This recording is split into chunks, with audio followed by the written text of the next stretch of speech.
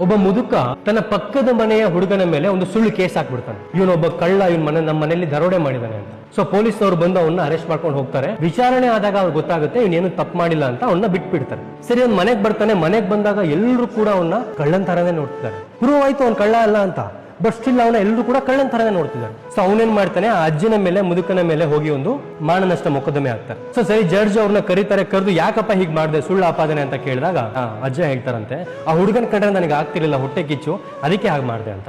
ಆಗ ಜಡ್ಜ್ ಹೇಳ್ತಾರಂತೆ, ಸರಿ ಅವನ ಬಗ್ಗೆ ನೀನ್ ಮಾಡುವಂತ ಎಲ್ಲ ಆಪಾದನೆಯನ್ನು ಕೂಡ ಒಂದು ಲಿಸ್ಟ್ ಮಾಡು. ಆ ಲಿಸ್ಟ್ ನ 500 ಜೆರಾಕ್ಸ್ ತೆಗ್ಸು.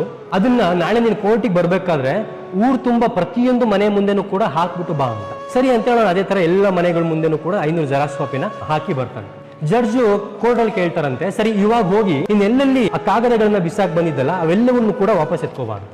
ಆಗ ಮುದ್ಕ ಹೇಳ್ತಾರೆ, ಅದ್ ಹೆಂಗಾಗುತ್ತೆ ಮಹಾಪ್ರಭು, ಇಷ್ಟೊತ್ತಿಗೆ ಅದೆಲ್ಲ ಹಾರ್ ಎಲ್ಲೆಲ್ಲೋ ಹೋಗಿರುತ್ತೆ, ಯಾರ್ಯಾರೋ ಎತ್ಕೊಂಡಿರ್ತಾರೆ, ಯಾರೋ ಹರಿದಾಕಿರ್ತಾರೆ, ಇನ್ನೆಲ್ಲೆಲ್ಲೋ ಹೋಗಿ ಬಿದ್ದಿರುತ್ತೆ, ಅದನ್ನ ಹೆಂಗ್ ಹುಡ್ಕೋಬರಕಾಗುತ್ತೆ ಅಂತ. ಆಗ ಜಡ್ಜ್ ಹೇಳ್ತಾರಂತೆ, ಸಾಕ್ಷಿಗಳಿಲ್ದೆ, ನಿನ್ ಏನೋ ಗೊತ್ತಿಲ್ದೆ ಇನ್ನೊಬ್ಬರ ಮೇಲೆ ಆಪಾದನೆ ಮಾಡಿದಾಗ ಆ ಒಂದು ಆರೋಪ ಏನಿದೆ ಅದು ಗಾಳಿ ತುಂಬಾ ಹರಡಿ ಎಲ್ಲೆಲ್ಲ ಹೋಗಿ ಬಿದ್ದ್ಬಿಡುತ್ತೆ.